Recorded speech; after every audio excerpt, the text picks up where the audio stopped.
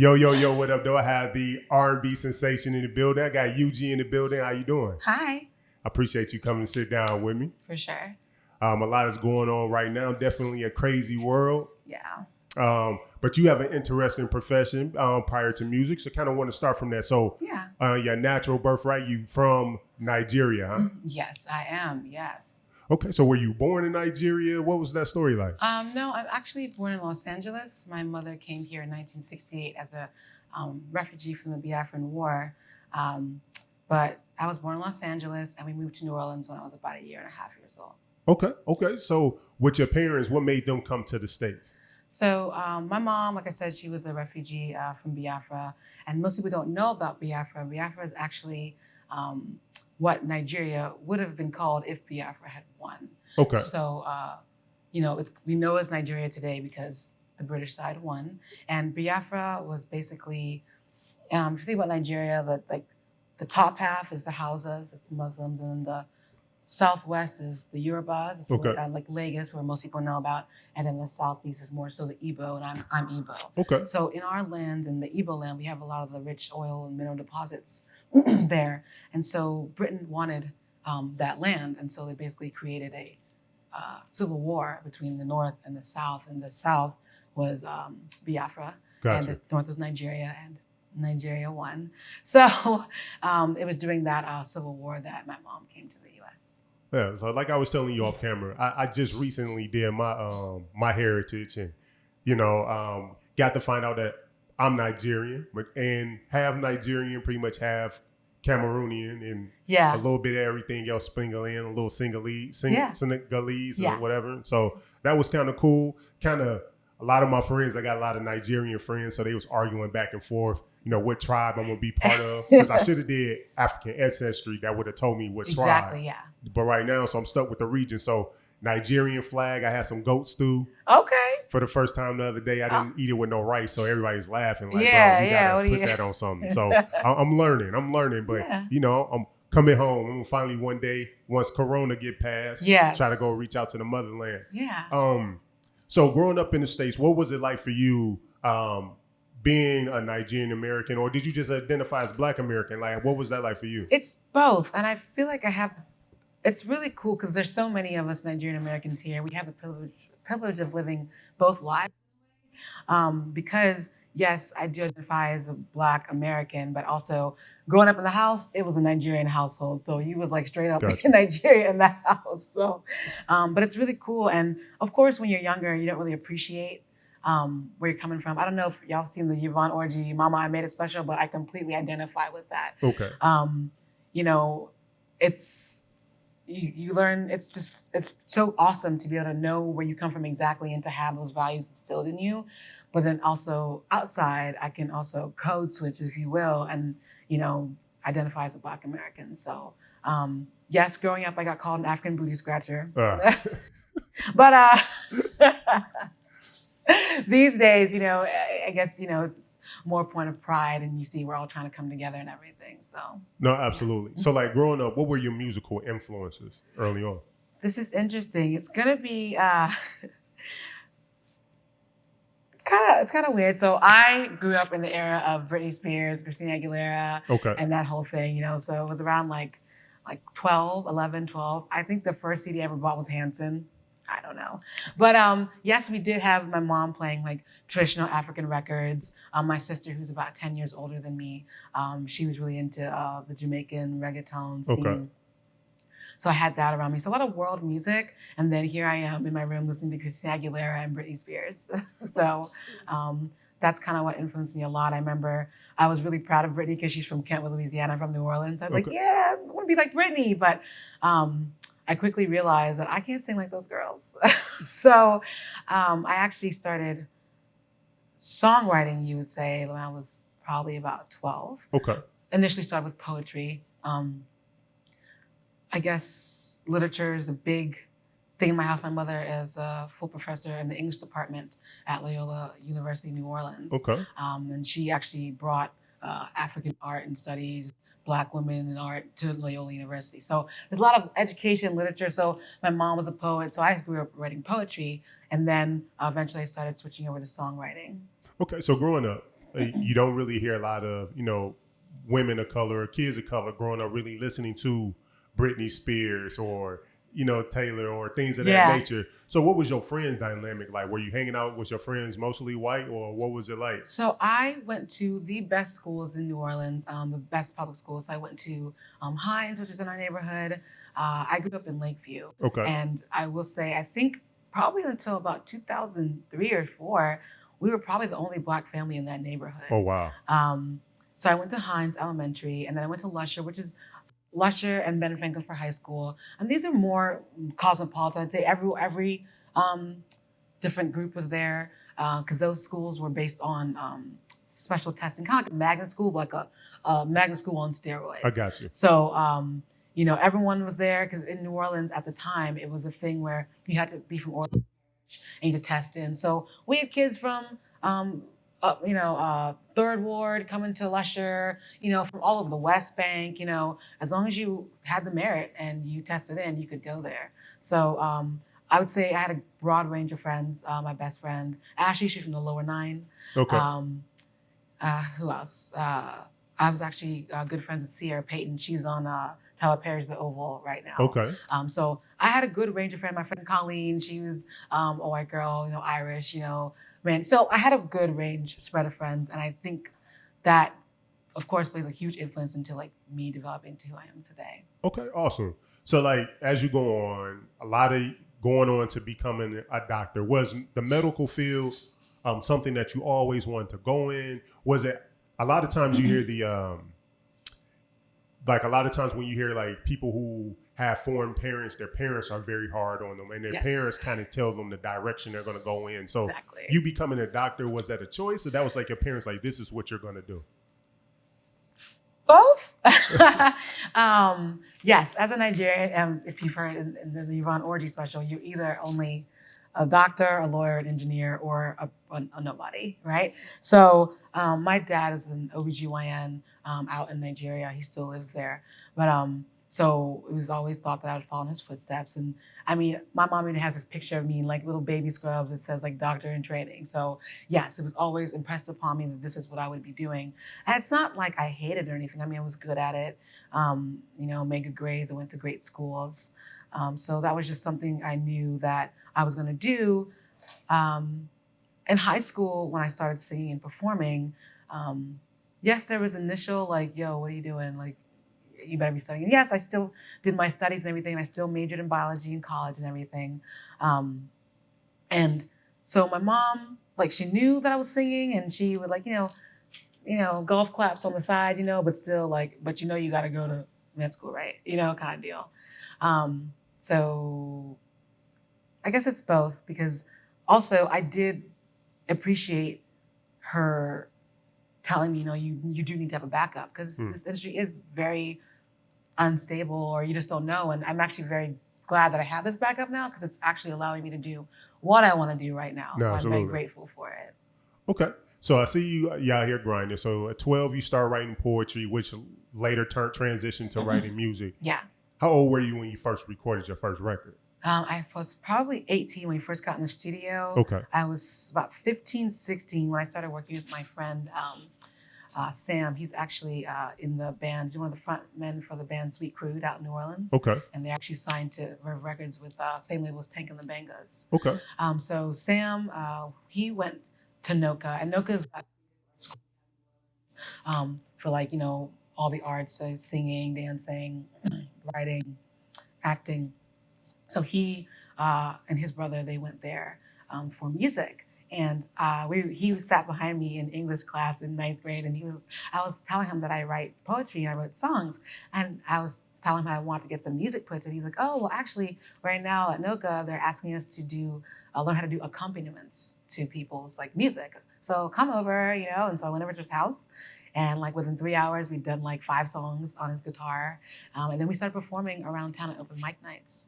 And we got a pretty huge following. And I was like, I'm gonna do this. I'm gonna be a singer. And we were pretty popular. I think that summer, so I graduated 2004 from high school. And one of my friend's parents, they gave me a 4-hour recording session at a studio. Okay. So as a graduation present. So we had a little band by then. I had like Sam, he's a funky white boy on guitar. We had an Indian bassist. I had this awesome white guy on drums, and I had my 2 backup singers. We were actually we did plays together, Candace and Alex. So we had a little band by then, and we went and did a recording and had a little EP. And then there's this local guy in town who like wanted to help us, you know. So he started paying for recordings and everything. And I think the summer of 2005 is when we had just gotten to the studio to like record our like for real EP and everything. And then Katrina happened. Oh, wow. So is Katrina what kept the group from moving forward? Yeah, everyone scattered after that. Gotcha. And I was away in college. I had initially gone to Pepperdine for college. First year, 3 months in, I realized this is not the place for me. I actually transferred out. As a sophomore, I ended up finishing at Loyola Chicago. Okay. So it was me at Loyola Chicago, everything just scattered. I kind of stopped doing music for a while. In 2008, I started, one of my friends who also went to Loyola Chicago, but he was also from New Orleans. He was more, I guess, into like electronica. And that was around that time when like you'd have like these dance pop beats and then like a Rihanna. So that's kind of what we were doing, except I did it first. But so I would make songs with him around 2008, 2009. We'd do house parties in Chicago. I would also sing with jazz bands in Chicago as well. So that's like 2008, 2009. And then, you know, I got hungry. I was working at a Cheesecake Factory, wasn't making any money. And I was like, you know, I think I better go on ahead and do that med school thing because I'm hungry. So I applied to med school. I went to med school starting January 2011. Okay. That's how we got here. Okay, so then you go to medical school, you become a doctor.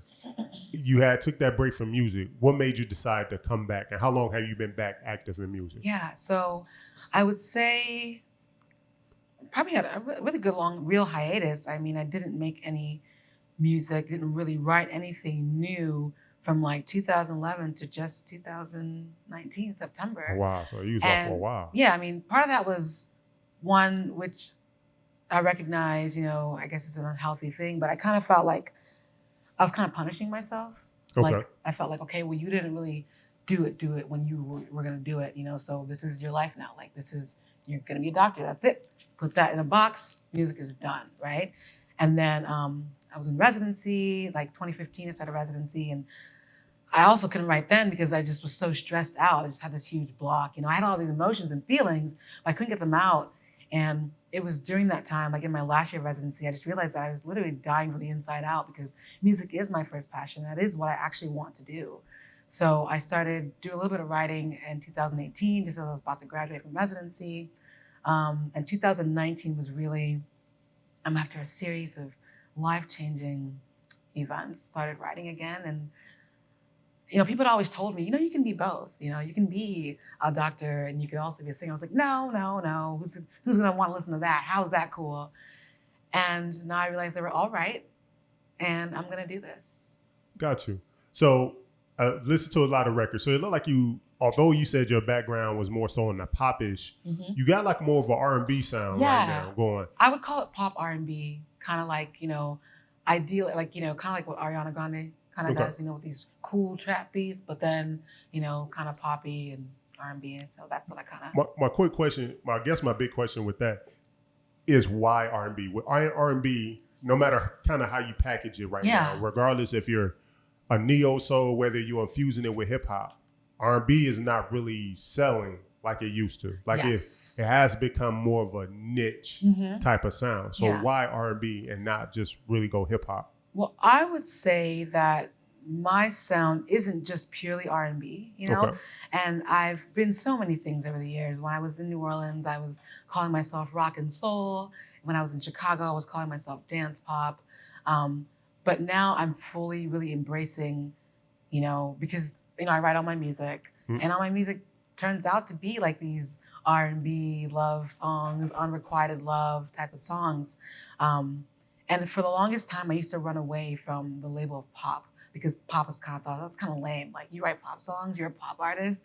Who wants to be a pop artist? But that's just who I am. I mean, I write popular music. My songs are catchy. So it is pop music with a twist of R&B in it because of the content material that I'm singing about.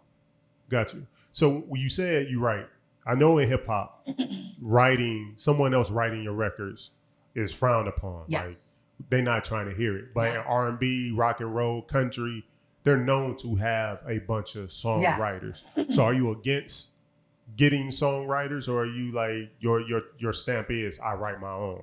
That is really important to me that I write my own, because it's really hard, at least for me it would be, to sing someone else's song, because every song I write is personal to me. It has actually happened. So really, music for me is a healing type of thing for me. Yes, I love to do it. I love to share. But when I write, it helps me to process whatever it is I'm feeling.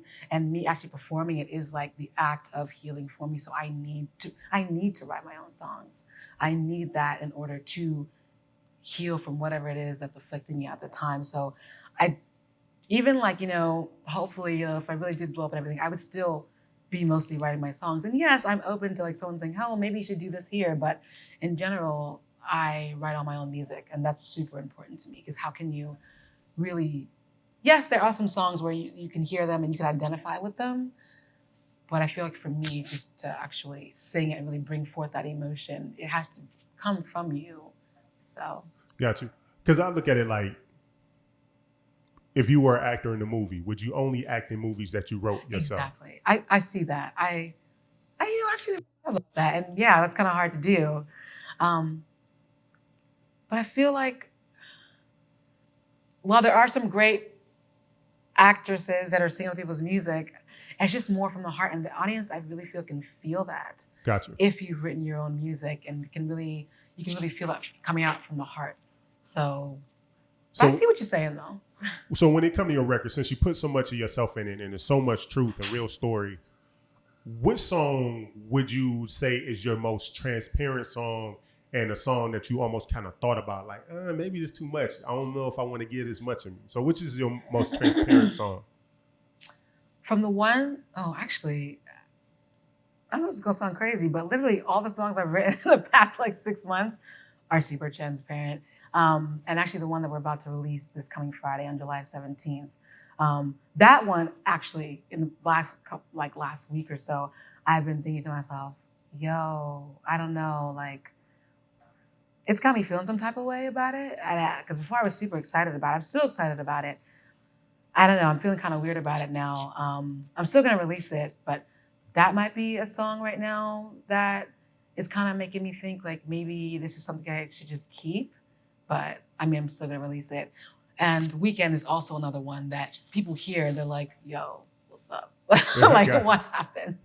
And actually on the side too. So I'm saying, like, a lot of these songs I've written recently, especially, people are like, okay, I hear you. So what happened, girl?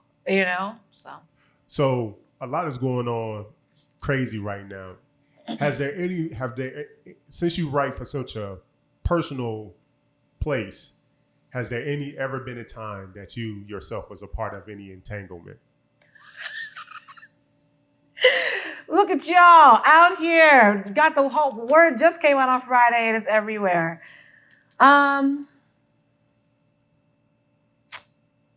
Entanglements, no, not fully, not full out. What's full out? Like, what you mean, not fully? Like, I would say full out, like, nothing really, like, what do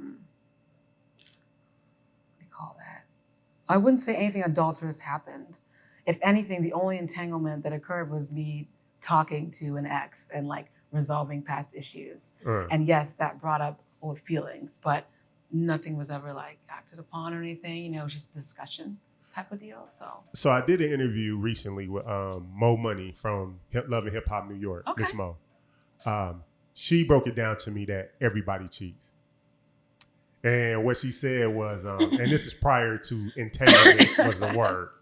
that we use. But she said that everyone cheats. Now, there's levels to cheating. Okay, yeah. She said some people may not go as far as the act of actually getting into a relationship or actually physically being engaged with others. But people who have, if this relationship doesn't work out, I kind of got who I want to try it out with next in their mind. Or they're entertaining a conversation that they probably shouldn't entertain. How do you feel about that? Do you feel like everyone is guilty of entanglement in some way or another? Yeah, I would say in that part, because it's very, you can't really expect that someone is super, super pristine. I mean, yes, there are those couples, and I'm not saying that like everyone is out there like talking to people. Like, really, I'm not really talking to anybody. You know what I mean? This is just like one specific situation. But I mean, I feel like everyone's had a point where, someone at work was like trying to talk to me, or, I thought this person was cute, and I had a brief moment in my head where I fantasized about something, but nothing was ever acted upon. So yes, I think, we're all human, and, I feel like that's part of being human, and that there isn't necessarily anything wrong with it. Now, if you're going around like purposely looking for people, or like really are doing stuff like for real on the side and holding conversations and having emotional relationships, texting back and forth and things like that, that's a little bit like, okay, like you're doing some stuff. But I feel like at some point, especially when you've been with someone for a really long time, you're going to have an episode. You know what I mean? And so women cheat more than men. Okay, Gio. No, I would not say that. I would not say that. Really, it's those dudes that are trying to holler when you walk down the street. The reason why I say that is because we know women are more cerebral. Y'all more mental. Guys, we driven by physical. We just want to smash. This is how we want to get it off. You know what I'm saying? But women, y'all more mental. It's more cerebral. And since so much stuff starts in the head, like as a dude, I don't sit around and just fantasize about women. It's just like if I saw one and that's what I wanted, I'm like, go. Hey, now. Like, hey, what's up? That's it. Once the no happens, it stops. Okay. But for women, it seems like y'all kind of collect a reconnaissance all the time mentally. Y'all fantasize, because by the time you do reach out physically, that means you all the way. Well, first of all, who said the woman's the one reaching out physically first, though? Because y'all do. Y'all savage. No, that's the. And y'all know that y'all gonna win. Y'all percentage of landing whatever you're gonna get is high because. Oh yeah, I would. If you're the one, if a woman is, yes. It's because guys, we're opportunists, right? We always got to shoot our shots first and get shut down most of the time. You know what I'm saying? So when you got a chick that come holler at you, you be like, yo, she already hollering. For real, yeah. So she already trying to get. Now you have to decide, am I gonna turn this down or not?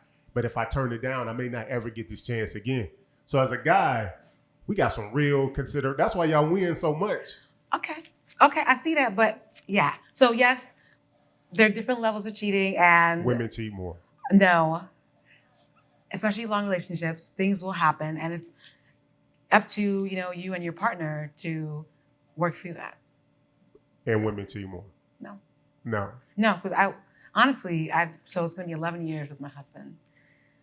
And really, in those 11 years, I've never really been looking at other dudes. And there have been plenty of guys that have been trying to holler, full on, trying to kiss me in my mouth. I'm like, bruh, I've never really had any inkling to be like, oh yeah, let me go ahead. And it also maybe because my husband's a really good man and has never really made me feel like I need to do that. Gotcha.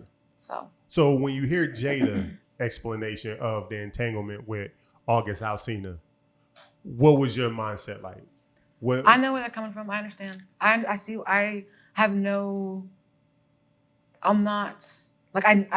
can understand what happened and why it happened. And I think that their relationship's actually pretty elevated on another level, that, they can acknowledge that happened, and that they had that situation and still work around it. They're life partners. And that's how I feel about my husband. Just dope. We're life partners. You might be looking at some girl. I know that you're never really going to, you know what I'm saying? We have just life plans, and it's we roll with each other. Like I said, we're not out here running around, but I feel like if we ever had something happen like that, and we've had things kind of close, but never said anything full out. Gotcha. But that's my life partner, and yeah, I might have thought about things. And you think about, okay, well, maybe what if? But at the end of the day, that's my life partner. And I don't really see myself with anybody else. So you have a new project coming out, single, right? Coming out Friday? Yeah. But tell me a little bit about that. What can we expect from this? Okay. So this song, like I said, my songs are all real, they happened. And you could say this is kind of like a continuation of Weekend. Okay. Because it's about the same person. And just basically recounting the reasons that we're not together. And because it was a pretty, I guess, important, although brief, relationship in my life before I met my husband. You know, come to find out it was actually pretty influential and important in my life. Okay. And so this is me recounting the reasons that we're not together and, you know, why. And it's kind of personal. And I guess in writing it kind of, again, brought me back and, like, you know, had me flashback to, like, what it was before and why we're not together. And that kind of had me in this last week feeling kind of like some type of way. Like, because again, you start thinking about it. But in this, you know, lots of time has passed. And as I've grown, you know, I realized that that's not, like I said, I have my life partner. And this other particular person, this isn't someone that I would be with in this life. And so like one of the last lyrics of the song is, maybe we'll be together in another life. You know what I mean? Because, you know, it's like, there's like this energy and everything between us, right? But it ain't working out in this matrix. You know what I mean? And that's why we're not together now. And still there's this energy, and it's like, why is this energy? And maybe it's because in another life, you know, maybe it happened, you know what I'm saying? But yeah, so Cancer is super, the song is called Cancer. People are like, what do you mean? Cancer is no, the person is a Cancer, astrological sign. And I'm kind of playing off that in that he's the astrological sign, but also a cancer, a disease in my life. You know what I mean? Gotcha. Because of all the, I guess, anguish and stuff that he caused me while he was a part of my life. So. Well, I'm looking forward to the record. Definitely been checking out the music. Yeah. You're a fan? You're a fan? Yeah, I see you getting your choreography on. You trying to do it from A to Z. You getting it in. Yeah, I was a dancer. I was a ballerina for 8 years. Okay. Mm-hmm. You know what I'm saying? Well, I put in a little fun fact for me. I took tap dance in college. Okay, cool. You know what I'm saying? I had to take an elective. And then my final, I had to do a whole like recital. Yeah. And so all my teammates had to come to the recital. You know, I know my little paradiddles and flaps. Wait. So did you like play football in college? Yeah, I played football. Oh, okay, cool. That's awesome. So, you know, I took some Air Force Ones and had them put the taps on my Air Force Ones, like no, that's kind of cool though. Sesame Street. Yeah. Yeah, I was in there because I couldn't find no taps in 15. So, you know, yeah. It ain't gonna work like that. It's gonna work out. I appreciate you coming stop by. We're looking forward to big things. You know what I'm saying? Keep pushing. But you know, we'll come back and sit down and see what other transparency and what other entanglements come in the future, and we can tap in and see what your mindset is. Tap in. You know what I'm saying? Well, appreciate you, and I'll see you soon. Thank you so much. Bye.